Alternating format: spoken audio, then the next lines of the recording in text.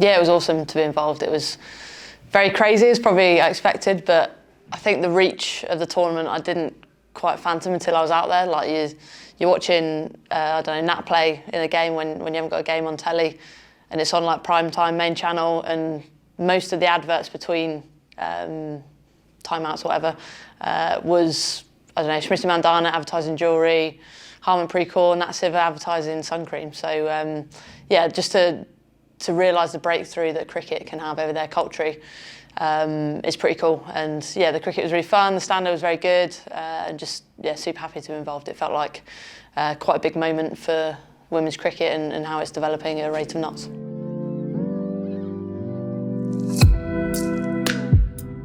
Yeah, it was cool. Indian fans are very noisy, very passionate, and obviously playing for RCB, it's quite an established franchise, so has already a really good following, and you certainly felt that support out there, and the crowds were very good. And just playing in front of those crowds and experiencing like pressure moments, it felt like international cricket. It felt like sort of big world tournaments, and the pressure that you have in those games was kind of replicated, and pressure to perform, obviously, as an overseas player as well. So yeah, great experience, and it'll be huge in terms of some of our youngsters getting that sort of experience and that chance to, I guess, prove what they can do in those sort of situations.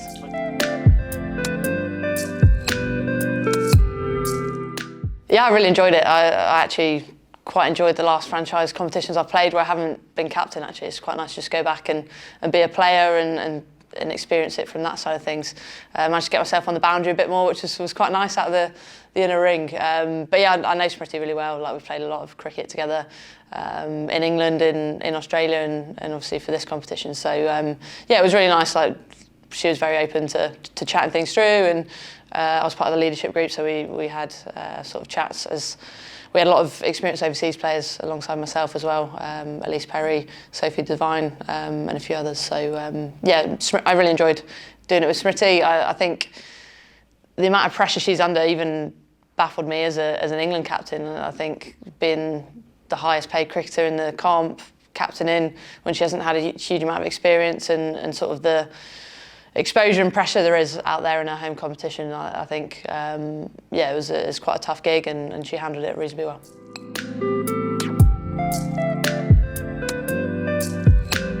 I think we're all kind of getting used to the draft and auction system. It's actually really strange as a cricketer to go through that process. I think it's been around in the men's for a while, but as players, we're just kind of getting used to how it feels and being able to manage that as an individual, because sometimes a lot of things are out of your control. But yeah, I think the women's competition has become such an integral part of the 100, and I think it's been the biggest positive, certainly from my perspective, and having conversations with a lot of people, the biggest positive to come out of the 100. So I do think there's scope to push it up towards the men's. I think obviously the men's competition is competing around the world as well, and they're going to have to raise what they pay their players to keep the best players around, because there's a lot of competition, and it's exactly the same in the women's. With the IPL now, it's still the WPL, so it's set the standard, and you're going to get players starting to pick and choose what they come and play in, and obviously we want to attract the best players that we can. We want to have the best standard of competition, and I think the fact that the women's game is marketed alongside the men's is the standard and the attraction for people to come watch. The women's side of it is a huge part of that, so I think it's important that is shown down the line in obviously the comparison between the men's and the women's.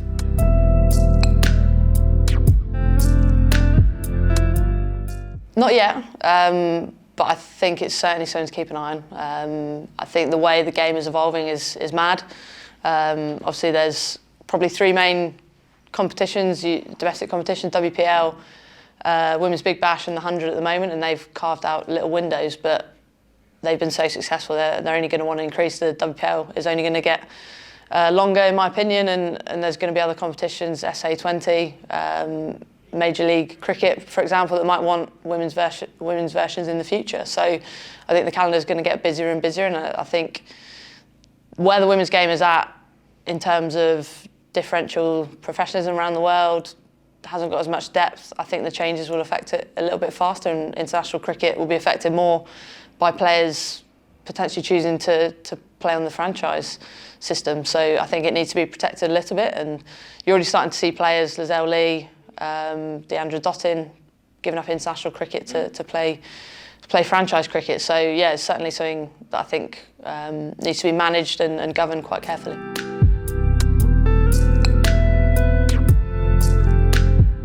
Yeah, I think so. I think it's really important that growth isn't stifled as well. I think the ideal model is to allow international cricket, domestic cricket to complement each other and thrive together. And I think that's through managing it well. I think it's through, having separate windows for franchise competitions and international competitions and making sure like money is invested into the product and ultimately both international and domestic can make the women's game thrive and push it forward. So I think it needs to grow in tandem. I think a little bit around distribution of money around the world as well.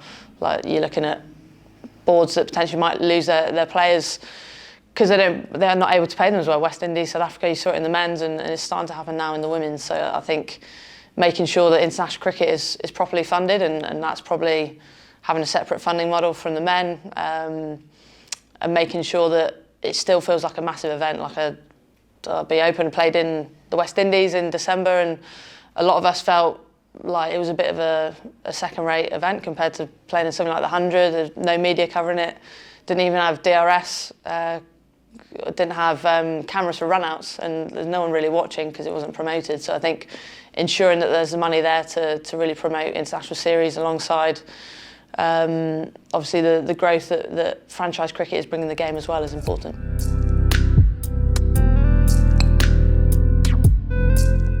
I think it's potentially the same in the men's. When you go in with market forces, and in franchise cricket you have an opportunity to do a draft and reorganise the teams every year. So it's ultimately, if it's left, it's going to always have the opportunity to be better because you can fiddle with the teams very easily, and that's not the case in international cricket. But I think certainly as a player, like the most pleasure I get out of playing cricket and being successful is internationally, and with England it might be slightly different for a younger player, that it might change. I think we have to kind of accept that. But for me, I think playing international cricket and watching international cricket, that's where I'm most invested, and I think the narrative and the stories are more interesting. And I think alongside domestic cricket, I think it's really important to keep that international game going. And I think probably in the men's, the domestic market's got too saturated, and there's games of cricket.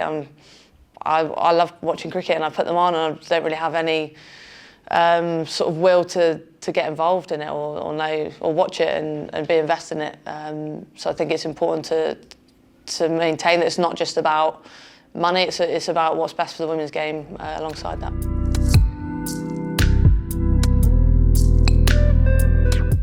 I think they're doing a lot. I think things have changed so quickly. Like since I started, it's been remarkable the journey that the game has gone on. But I think to keep pace with other countries around the world and to keep pace with franchise cricket, and obviously to keep the women's game growing how it has gone the last couple of years, I think investment is always important.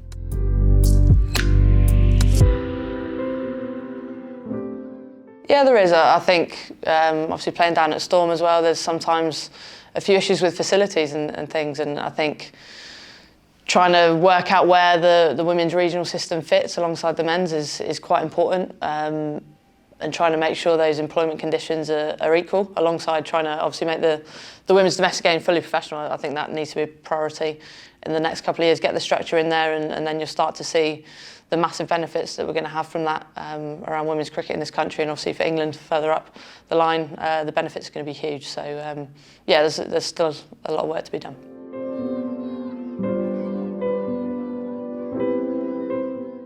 Yeah, I know Emma's working really hard. Obviously, the first version was a big part of the PCA pushing to improve our employment conditions and improve our pay as England cricketers, which has been awesome. I think the PCA's support over the last couple of years has been outstanding, and us as players have really appreciated it and benefited from it. So I think that's going to be a huge part again of trying to push the game forward and trying to improve obviously pay and playing conditions, but also improve the whole game and improve the direction of travel that it's on, because it's growing so fast, and I think it's important that we keep sort of nursing that and keep that train going.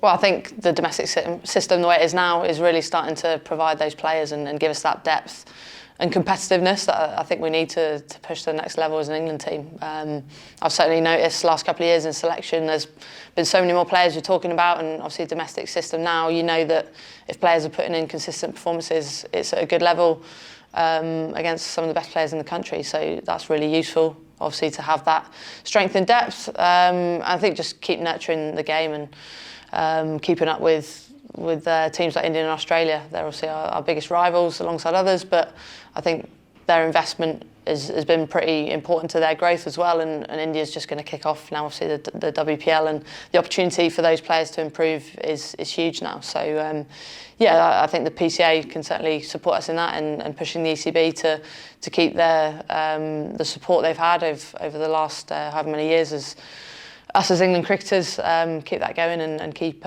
supporting us to be the best we can.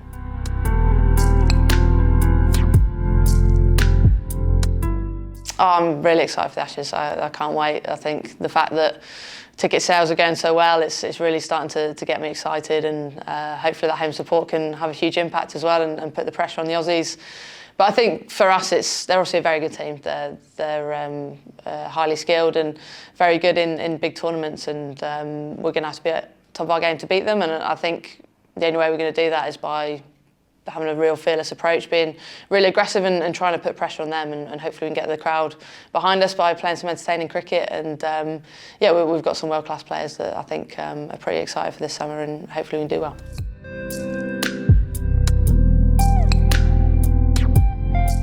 No, I've got no interest in a draw. I'm so happy we've got 5 days. I haven't won a game, I haven't lost a game as captain, and a lot of those have been because we've lost half a day to rain, so it's been really hard to force a result. So yeah, 5 days, really keen for a result. And yeah, it's going to be really exciting. I think the fact that it is at Trent Bridge, there's going to be a good crowd in.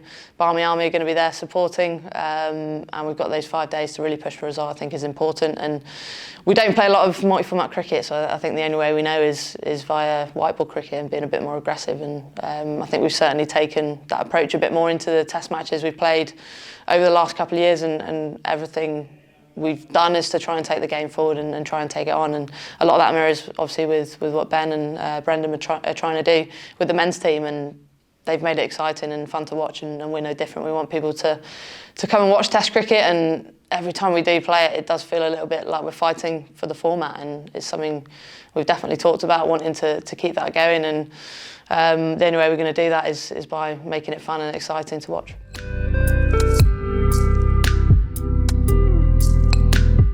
Potentially, yeah. I think now there's a lot more professionals around the country. They need to play cricket. It's obviously great news that the amount of games they've got is pretty much doubling, I think, this year. So that's great.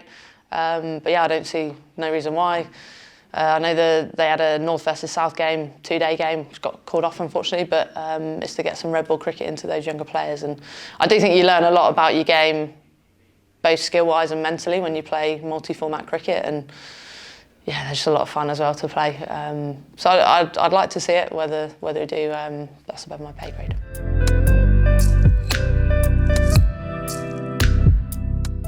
Yeah, 100%. I think they're a key stakeholder in trying to help us push the ECB for improvement in the game in multiple regions. So yeah, they're a huge part of that.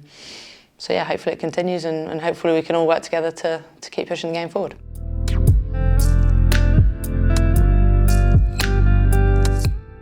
Yeah, I think it's important. I think your role as England captain a little bit is to look after that stuff as well. And I think I've always wanted to leave the game in a better place and try and enjoy the journey of making things better and being involved in that. So yeah, it's something I really enjoy.